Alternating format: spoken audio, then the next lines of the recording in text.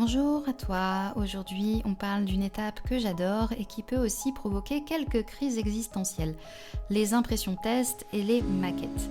La première fois que j'ai reçu un prototype d'un de mes romans, c'était du coup pour Héritage Entremêlés. C'était le prototype d'Amazon KDP. Amazon a la possibilité, quand tu veux publier un roman, de t'envoyer un exemplaire test pour justement tester l'impression, voir ce que ça donne, vérifier la couverture, etc.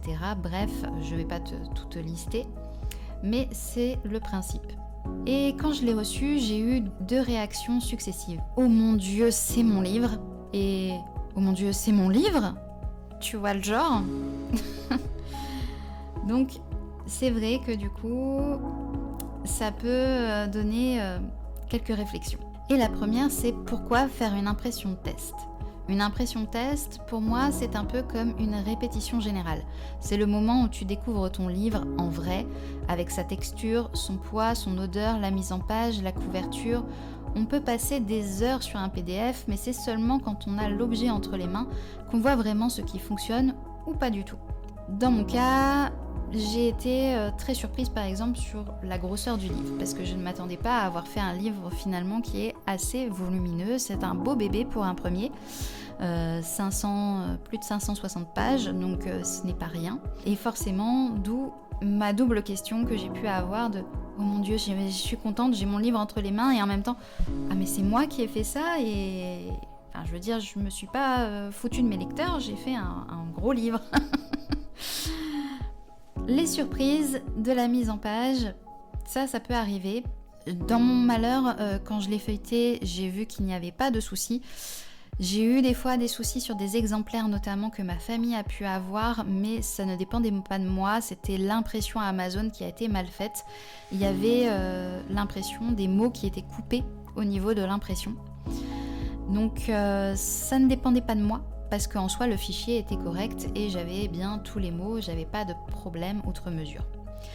Là où j'ai eu un petit peu plus de soucis, c'est pas au niveau de l'impression test, mais avant.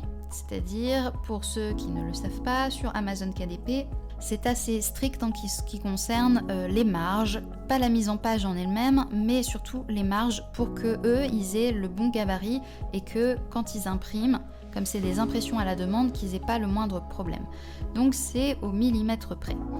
Et là, en effet, j'ai eu quelques couacs où j'ai dû importer et exporter un nombre incalculable de fois mon fichier parce que ça ne rentrait pas dans les cases et que ce n'était pas viable pour les impressions.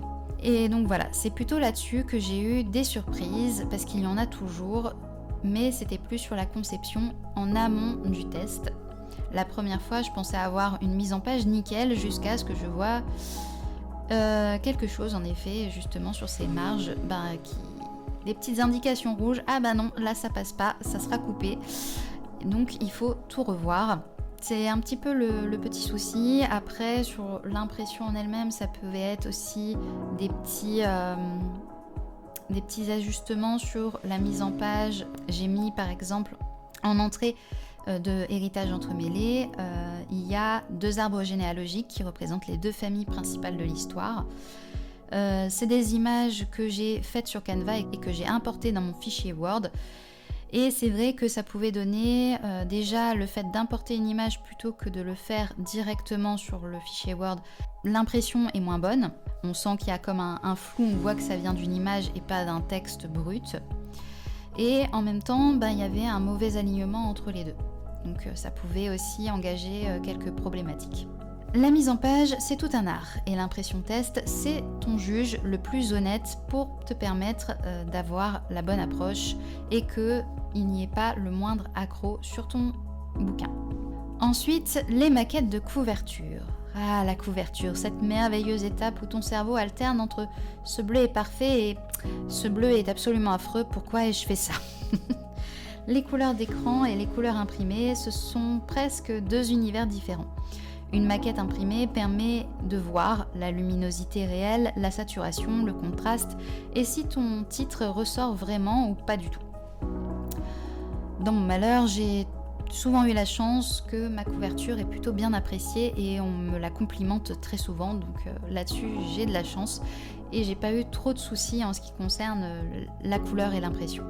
Ensuite, le prototype, c'est un moment très particulier parce que tout devient réel, tu peux le feuilleter, tu peux voir l'épaisseur, tu peux te projeter, tu peux aussi repérer les petits défauts.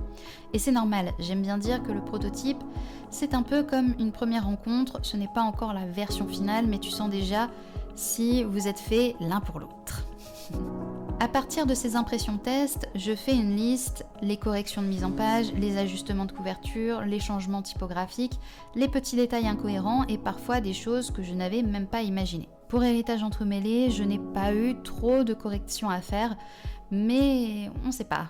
Dans l'avenir, peut-être que je serai amenée à en faire davantage sur d'autres de mes romans. J'ajuste, je renvoie, je reteste. Cette étape peut prendre plusieurs semaines, mais elle fait toute la différence entre un livre OK et un livre dont tu es vraiment fier.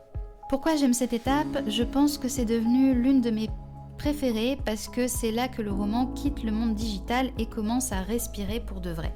C'est une étape sensorielle, concrète, intime.